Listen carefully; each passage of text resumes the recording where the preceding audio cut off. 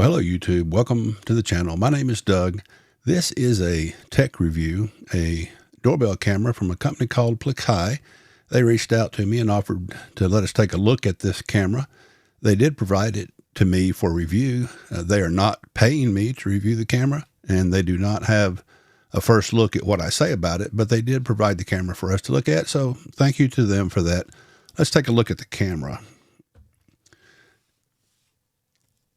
It's a nice looking device. I believe that's pronounced Placuy. I'm not sure if I'm mispronouncing it, sorry. You can see from the box here some of the features that it offers. It's pretty flexible in terms of what it offers, and we're going to go through some of those variables in using it. This battery powered camera is ideal for places that are not wired for a doorbell already, and I have a little cabin that we're doing some restoration work on, and it'll be perfect for that. So let's take a look at how we might use this doorbell camera. Well, this is the little cabin we're going to be working on. They're putting a roof on it right now, but while they're doing that, I'm going to work on this doorbell. After we get this doorbell done, I'm going to have to get a screen door on this place. But for right now, let's look at this doorbell camera, the wireless doorbell camera from Placuy. And this is ideal, as I mentioned earlier, because there is no doorbell here. There's nothing to hook to get power or to use an existing gong. I don't have anything doorbell related, so this will be perfect for this. We'll do a quick unboxing here to see what is in the box. This camera is a 2K Ultra HD, so it's supposed to give you a lot clearer look at what is outside your door than a standard HD camera. 2K HD should be good. They include, of course, the instruction book, some stickers to put up around the house to say the home is protected. They give you a charging cable, and it is micro USB. Would have preferred it to be USB-C, but a lot of devices still use micro. The mounting template here lets you stick it on the wall where you want to mount the doorbell, and they include anchors for sheetrock as well as wood screws. They include the chime that goes in the house so that you can tell when someone is at the door even if you don't have your phone with you. I believe this is Bluetooth is how it connects to the doorbell. They include batteries, so batteries are included. They include the anchors, as I said, both wood screw and drywall anchors. And the doorbell itself. It's about half an inch thick or so. Since it has to hold everything, that's reasonable. It has a motion sensor. It has the camera. And it does a nice job. Of course, the doorbell button is at the bottom. We'll show how all of that works. They include a tool to be able to secure the doorbell to the wall plate so that not just anybody can take it off. They also include a couple of bonding stickers here to mount the doorbell to, if you have vinyl siding or aluminum siding and you don't want to put a hole in it, you can use these stickers to bond the doorbell to the wall itself. So you use the included tool to get the doorbell off of the mounting plate. But unlike some of the Ring wireless doorbells, you do not have to take the doorbell off to charge it. The charging port is on the side, unlike the Rings, which have it in the back, so you physically have to remove the doorbell. Battery life is excellent. I've had this doorbell in place for about 3 weeks, and the battery still showing 100%. On the side here is the charging port and an SD slot if you want to put a memory card for edge recordings. There is also a reset button here on the side, and I'll mention that again here in a few minutes. The mounting sticker here, it's a good idea because it helps you figure out where you want to put the holes to mount the device. You could just use the base and, kind of hold it on the wall and mark the holes yourself, but it's a nice touch to be able to put a sticker up and identify where you want to drill your holes so that you get them in exactly the right place. Found it very handy. I just used the template to start the holes, put the screw into each opening there and get them started. I didn't put them in all the way, and then I backed them back out, and I'll have to use those predetermined holes there for the actual base when I go to mount it. After marking and starting the holes, you just pull that template off, put the actual doorbell base up to the wall, and use those same screws to secure it to the door frame. As with mounting any plastic device to any wall, you want to be sure and not screw it in too tight. You want to secure it to the wall, but not so tight that you crack or warp or deform the plastic. And if your drill or your driver has a clutch on it, use the lowest setting for something like this. Okay, once you have the plate mounted on the wall, then it's a simple matter of attaching the doorbell to that plate and then securing the security screw at the top good and snug. Now, quite honestly, if you have big hands, it's a little hard to get your hands in there to get to that screw to tighten it up, but luckily you won't be doing this very often. That's to keep it secure from somebody trying to steal your doorbell. But take your included tool and tighten that screw up until the doorbell's good and snug. Okay, next we're going to take the inside ringer and pair it with the doorbell so that when someone pushes the button to ring the doorbell, this chime will go off in the house so that you'll know that someone's at the door.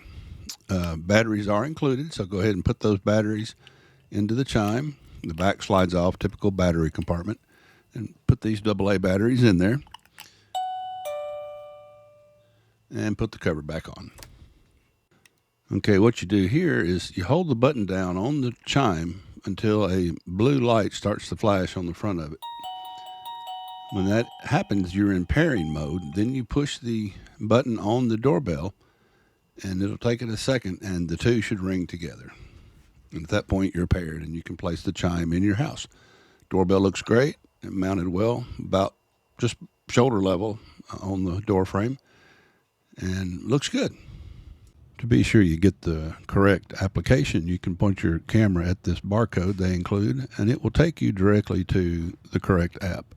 Interestingly enough, this app appears to be a generic app that can be used by a variety of cameras, because I already had it loaded and using it for a camera in a different video. You may have noticed that video on the channel, but this is great because now I can check on two different properties with two different brands of cameras on the same app. So I'm glad to see they're using this app, Cloud Edge app. Okay, next we're going to pair the camera with this application. Hold the device power button to start the device. And it does tell you what to do as you go along. Set the device by holding the reset button for 5 seconds. Wait for the indicator light to flash red. So basically you're going to wake the doorbell up, just hold the ring button down for a second until it comes alive. So you want to hold that reset button down, and it's on the side. And if I had to do this again, I would probably do this pairing before I mounted the doorbell, because it's a little hard to get to the side of the doorbell when it's mounted to the wall.